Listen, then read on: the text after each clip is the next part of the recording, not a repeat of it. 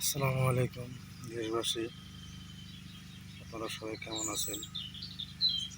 আপনারা সবাই হয়তো ইতিমধ্যে জানেন যে আমরা 30 জন লোক একসাথে রাশিয়াতে আসছিলাম। 30 জন একসাথে আসার পরে আমাদেরকে আমাদের এজেন্সি 2 জন রাশিয়ানের হাতে উঠাই দিছিল।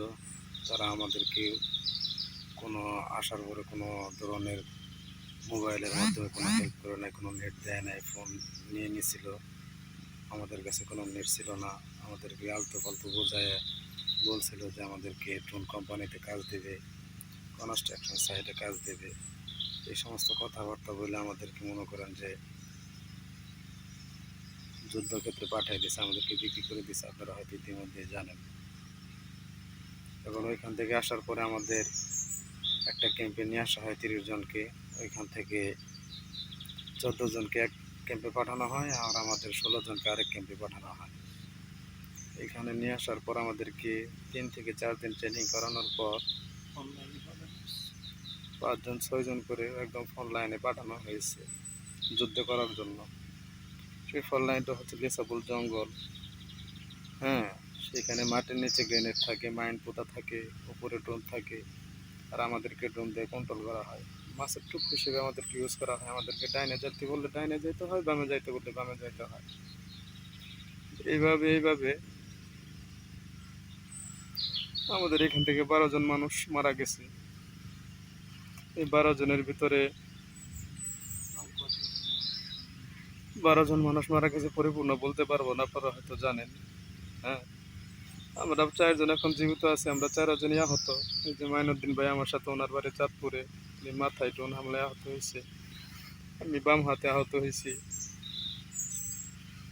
এখন আপনাদের কাছে, দেশবাসীর কাছে একটাই অনুরোধ, দেশের সরকারের কাছে অনুরোধ, আমাদেরকে বাঁচান, আমাদেরকে রক্ষা করুন, হেল্প করুন। আগে আল্লাহ, পরে আপনারা। আমাদের 4 জনের 2 জন এখনো হাসপাতালে। আমাদের 4 জনের ভিতরে 2 জন এখন অন্য একটা হসপিটালে আছে, আর আমাদেরকে একদম ক্যাম্পে রাখা হয়েছে। যে কোনো সময় আমাদেরকে এখান থেকে ফোন লাইনে পাঠাই দিতে পারে। কখন পাঠায় সেটা আমরা জানি না, আল্লাহ ভরসা, আল্লাহ ভালো জানে। আর আমরা তো ভাষাও বুঝি না, কোনো কিছু বুঝি না, বুঝাইয়া বলতেও পারি না। আমাদেরকে যখন যা বলে তাই করতে হয়। আর আমাদেরকে অনেক নির্যাতন করছে। ফোন লাইন থেকে যখন আমরা আহত হয়ে ফেরত আসছি, তখন আমাদেরকে ওই অবস্থায় আবার যাইতে বলে ফোন লাইনে যুদ্ধের জন্য।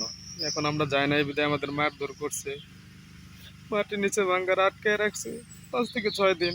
খাইতে দেয় নাই, পানি পর্যন্ত খাইতে দেয় নাই, কোনো কিছু দেয় নাই। প্রতিদিন এসে এসে মারধর করছে।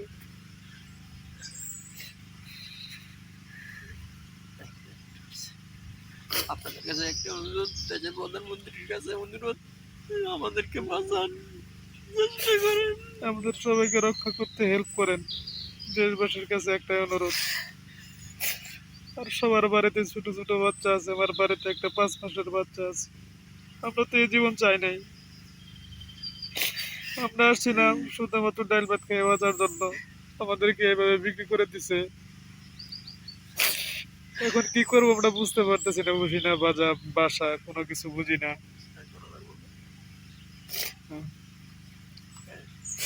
আমাদেরকে রক্ষা করুন প্লিজ, আমাদেরকে রক্ষা করতে হেল্প করুন। আপনাদের কাছে একটাই অনুরোধ, সকল স্তরের জনগণের কাছে একটাই অনুরোধ, আপনারা আমাদেরকে রক্ষা করতে হেল্প করুন। আমরা চাই দেশে যাই মরতে, আমরা মুসলিম। আমরা চাই আমাদের মৃত্যুর পর যেন জানাজা হয়, এইভাবে শিয়াল কুকুরের মতো আমরা মরতে চাই না। প্লিজ আমাদেরকে রক্ষা করতে হেল্প করুন। আপনাদের কাছে একটাই আহ্বান। আর আমরা ফোন চালাচ্ছি এখানে, লুকায় লুকায় একটা ফোন কিনছি হসপিটালে নেওয়ার পর।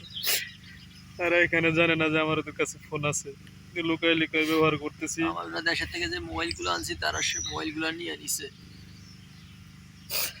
এখন পরে আল্লাহ, আল্লাহর পরে মানুষ। আমরা তো মাত্র চেষ্টা করতে পারি। সকল স্তরের মানুষের কাছে আমাদের অনুরোধ, স্টুডেন্ট মানুষ, যত ধরনের মানুষ আছে সবাই আমাদেরকে রক্ষা করতে হেল্প করুন। প্লিজ হেল্প করুন প্লিজ। আপনাদের কাছে আকুল আবেদন। তা না হলে যে কোনো সময় আমাদের ফোন লাইনে পাঠাই দেবে, আমরা মারা যেতে পারি যে কোনো সময়, ড্রোন হামলায়, গ্রেনেড মামায়, অথবা মাইন্ডে পাপড়ে মারা যেতে পারি।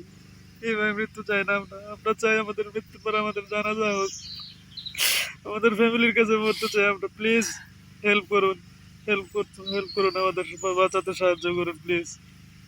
প্রধানমন্ত্রীর কাছে একটা একগুলো আবেদন, আমাদের বাঁচানোর জন্য আপনি হেল্প করুন প্লিজ, হেল্প করুন। আপনি চাইলে সম্ভব, আমরা যতদূর জানি। আর 14 জনের কি অবস্থা সেটা তো আমরা জানি না এখন পর্যন্ত। আমাদের 16 জনের ভিতরে 4 জন মাত্র জীবিত আছে এখন, তাও সবাই আহত। কখন না কখন আবার পাঠাই দিবে সেটা আমরা বলতে পারি না। আর আমার বাড়ি হচ্ছে জামালপুর যারা 2 নং শরীফপুর ইউনিয়ন গোদাসিমলা গ্রামে। আমার বাড়ি চাঁদপুর জেলা ফরিদগঞ্জ থানা 16 নং উপসা দক্ষিণ ইউনিয়ন পশ্চিম কাউনিয়া মসজিদ বাড়ি। আর বেশি কিছু বলতে পারবো না, যে কোনো সময় লোকজন চলে আসবে। প্লিজ আমাদেরকে রক্ষা করুন, উপরে আল্লাহ পরে আপনারা আমাদেরকে রক্ষা করতে হেল্প করুন প্লিজ। আমরা এভাবে মরতে চাই না। আল্লাহ হাফেজ।